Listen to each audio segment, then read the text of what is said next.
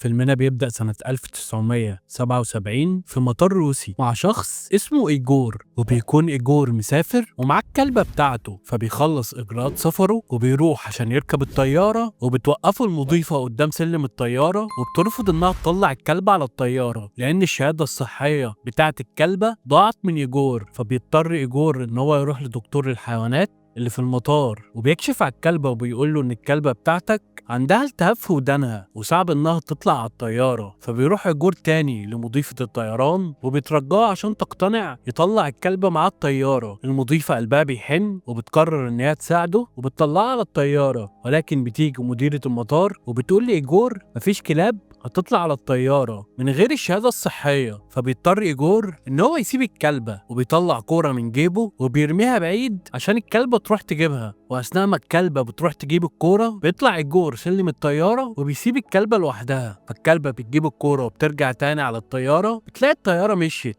فبتجري على الطيارة وهي ماشية لأنها عارفة إن إيجور راكب فيها، وبتقف وبتبدأ تنبح على الطيارة ولكن بدون أي استجابة من إيجور. وبيكون إيجور زعلان جدا إن ساب الكلبة بتاعته ومشي. وبتمشي الطيارة وبتفضل الكلبة تبص عليها وعينيها مليانة حزن، وبتيجي عربية شرطة وبيحاولوا يقربوا من الكلبة عشان يخرجوها من المطار، لأن من الغريب إن كلبة زي دي تفضل في المطار. ولكن الكلبة بمجرد ما بتشوفهم بتسيبهم وبتهرب، وبتروح الكلبة تستخبى جوه ورشة لتصليح الطيارات، وبيشوفها واحد هناك من الفنيين اللي بيصلحوا الطيارات. وبتيجي الشرطة وبيسألوه على الكلبة فبيقول لهم إن هي مشيت. فبيروحوا الشرطة يدوروا عليها في مناطق تانية، وبعدها موظف بيرجع للكلبة وبيقول لها أنا محتاج كلب معايا، وبيبدأ يهتم بيها وبيجيب لها أكل. ولكن الكلبة أول ما بتلمح طيارة في الجو بتفكر إن سحابها راجع على الطيارة دي، وبتسيب الأجل وبتجري على الطيارة. تنزل الطيارة والكلبة بتقف قدام السلم مستنية نزول صاحبها لحد ما كل ركابها بينزلوا منها وبيكون صاحبها مش معاهم. كلبة عمالة تدور فيهم يمين وشمال وسط الناس. في الوقت ده بتيجي عربية الشرطة وبيبدأوا يطاردوا الكلبة، وبيبدأوا يطلبوا من الركاب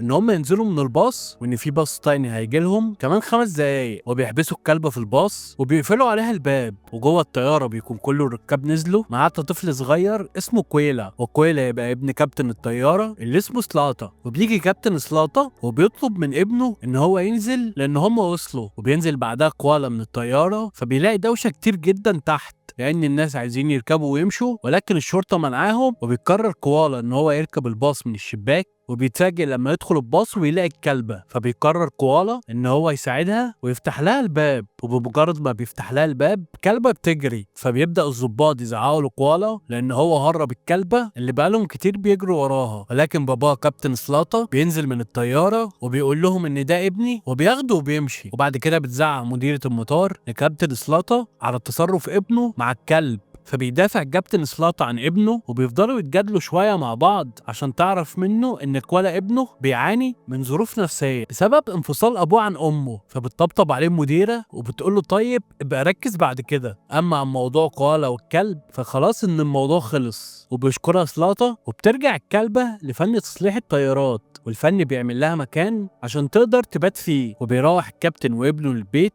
وبيجي الليل وبيكون باباه نايم، فبيستغل كوالا نوم ابوه وبيتسحب وبيخرج بره البيت. وبيروح كوالا للمطار ولكن مش عشان الكلبة، عشان بيبقى عايز يقطع تذكرة للمدينة اللي عايشة فيها مامته. فالموظفة طبعا بتعامله على انه طفل وما بترضاش تبيع له التذكرة، وبتشك فيه وبتنادي على الشرطة يمشي وراه ويشوفوا ايه حكايته. وبيمشي وراه فعلا لحد ما بيلاقيه مقرب من عيلة ماشية وبيمسك ايد بنتهم الصغيرة. فبيفهم هنا الشرطي ان هو تبعهم وبيتأكد ان دول اهله، فبيمشي. وعند سلم الطيارة بيعمل كوالا ان هو طالع الطيارة مع اهله، ولكن المضيفة بترفض تدخله على الطيارة لما بتعرف ان دول مش اهله. فبيهرب كوالا من المضيفة ومن الشرطة وبيروح يستخبى تحت علبة تروس الطيارة عشان يهرب فيها للمدينة اللي فيها امه. هنا بقى الكلبة بتشوفه وبتقلق عليه فبتبدأ تنبح لحد ما بينزل كوالا من المكان. في الوقت ده كابتن سلاطة بيكون صحي، وبيكون الشرطي بياخد منه بيانات واوصاف كوالا عشان يبدأوا يدوروا عليه. فبيجي الكابتن سلاطة تليفون من فني تصليح الطيارات واللي اسمه سيرجي، وبيقول له ان ابنه كوالا موجود عنده. وبيروح كابتن سلاطة المطار وبيروح عند سيرجي في ورشة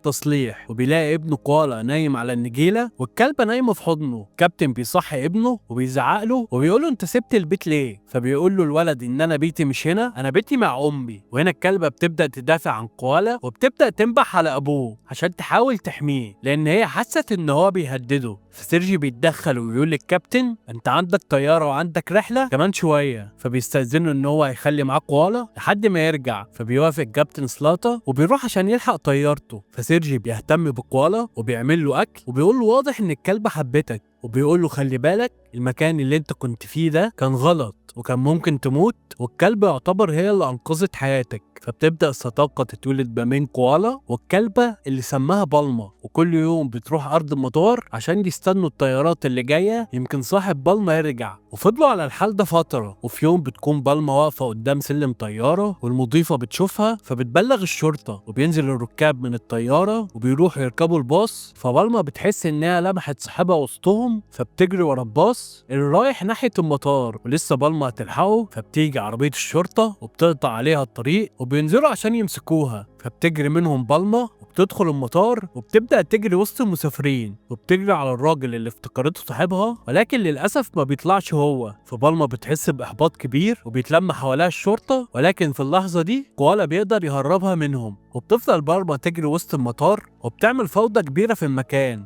لحد ما بيقدر ان هو ينقذها وبيخبيها منهم. كوالا كان راح قبل كده لموظفه في المطار وقال لها ان هو معاه كلبه، وكان في مسافر هيسافر على طياره وساب الكلبه دي في المطار، والكلبه دي معايا، عاوز اوصل لصاحب الكلبه دي باي طريقه. فالموظفه قالت له ان احنا مش من حقنا ندور على بيانات الناس اللي سافرت، وانت كمان مش من حقك حتى تعرف. فبيتفاجئ بالموظفه دي جايه له ومعاها بيانات صاحب بالما وبتقول له اتفضل بس ماشي الكلبه دي من هنا بسرعه. كوالا بيشكرها، وفي الوقت ده بتكون رحلة كابتن سلاتا رجعت المطار. فبيتفاجئ وهو نازل مع زمايله من الطيارة ان المضيفة بتقول له ان إدارة المطار عاوزاك ضروري لان في موضوع مستعجل جدا. وبيروح سلاتا لمكتب المديرة وبيلاقي هناك ضابط شرطة قاعد معاها. فالمديرة بتبدأ تحكي له كل اللي حصل واللي ابنه عمله، وبتقول له ان هو تسبب هو والكلبة اللي معاه ظهر كبير جدا للمسافرين. وسلاتا بيحاول برضه يدافع عن ابنه، لكن المرة دي قالت له ان ابنك ساعد الكلبة دي اكتر من بره، ولو مش مصدقني اسأل الضابط. فالضابط بيتكلم وبيقول له ان ده حقيقي، ولا ابنك هو اللي بيساعد الكلبة كل مرة بنحاول نمسكها فيها، وبعدين احنا مش هنأذيها، احنا عاوزين نطلعها بره المطار. وهنا بتهدد مديرة المطار كابتن سلاتا وبتقول له يا تخلي ابنك يتخلص من الكلبة يا اما حضرتك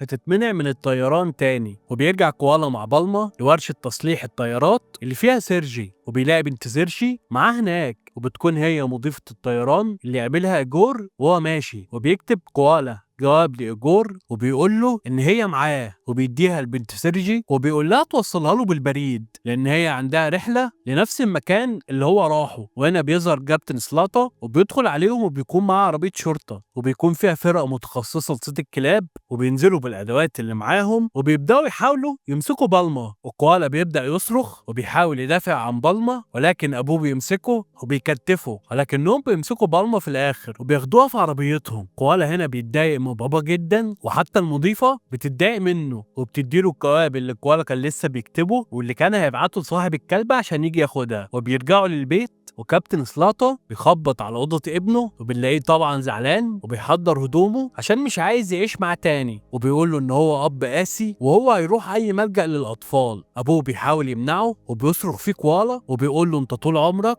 بعيد عني وعن امي، وان امي هي اللي كانت بتعمل كل حاجه، حتى الهدايا هي اللي كانت بتجيبها لي. فبابا بيحاول يهديه وبيقول له الفلوس اللي كانت بتشتري لك بيهم الهدايا دول فلوسي، وبيهديه وبيقعده وبيلاقيه مجروح جرح صغير في دراعه فبيطهر له الجرح وبيهديه. وكوالا بيبقى مصمم ان هو يمشي ويروح ملجأ اطفال. فبابا قال له طب خليها للصبح عشان اليوم النهارده مطر، وبكره انا هشوف لك ملجأ للاطفال. وبيسيبه كابتن سلاتا وبينزل يخرج بره البيت وبيركب عربيته وبيفتح الجواب اللي كان كوالا ابنه كاتبه لصاحب الكلبة. فبيتأثر بكلام ابنه بريء وبيلمح ابنه نازل من باب البيت ومعاه شنطته ومش فارق معاه الوقت المتأخر ولا المطرة. فبيدور سلاتا عربيته وبيتحرك وبيطلع وراه وبيفضل يتحايل عليه وبيقول له اركب عشان ما تتعبش، لكن كوالا برضه بيرفض. لحد ما باباه قال له اركب وانا هجيب لك الكلبه. كوالا هنا بيفرح جدا وبيركب العربيه مع باباه. بيروحوا فعلا للملجأ وبيلاقوا بالما لسه في العربيه، وبتكون بالما كمان عاوزه تخرج من العربيه وعماله تنبح، وبتنط بره العربيه وبتروح على قفص الكلاب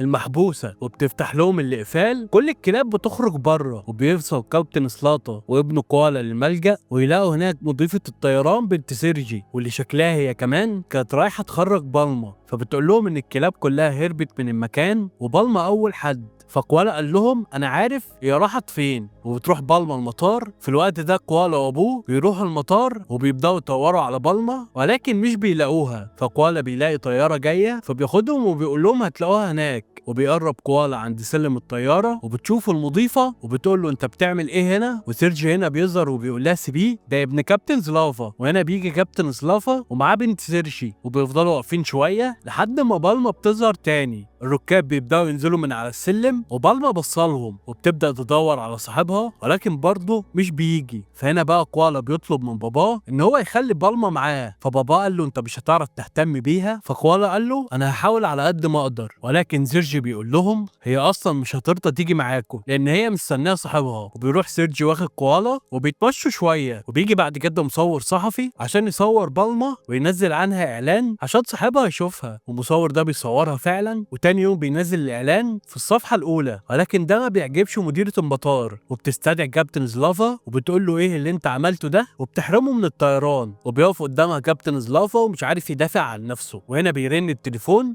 وبترد مديرة المطار وبيبلغوها ان المحافظ موجود في المطار ومعاه التلفزيون وبيصوروا وجايين عشان الكلبة بالما. فالمديرة بتاخد كابتن زلافا وبيروحوا يوقفوا مع المحافظ، وبيكون المحافظ واقف بيتصور مع بالما وبيقول ان دي كلبة مخلصة جدا زيها زي الابطال، احنا عاوزين ناخدها ونكرمها لان اخلاصها ووفائها بقى عملة نادرة اليومين دول. وهنا بقى كوالا بيقول للمحافظ ان الكلبة مش هتسيب المطار الا لما صاحبها يجي. فالمحافظ بيوجه رسالة عبر التلفزيون بيقول لصاحب الكلبة أرجوك ارجع خد بالما لأنها كلبة مخلصة جدا وتستاهل إن أنت ترجع عشانها. فالمحافظ بيشكر كابتن زلافا جدا وبيطلب من مديرة المطار إن هي تكافئه. وبعد كده بالما بتبقى حديث الناس كلها في روسيا، لدرجة إن بقى يجي لها معجبين ويتصوروا معاها، والمطار نفسه بقى عليه زحمة بسبب بالما. وأصبحت مهمة البحث عن صاحب بالما مهمة وطنية في البلد كلها. وبرضه فضلت بالما على حالها، كل طيارة توصل المطار بتروح تقف قدامها تستنى صاحبها، وكوالا بيكون معاها مش بيفارقها خالص. بتمر ايام كتير ما بيظهرش برضه صاحب بالما، لحد ما بيجي يوم وبتتعب بالما وبيجي لها مرض وبيخليها حزينه ومكتئبه. كوالا بيجيب لها دكتور يكشف عليها، ولكن ما بيبقاش في حاجه واضحه للدكتور يقدر يعملها لان بالما حزينه جدا. وبالما بيبدا يجي لها تهيؤات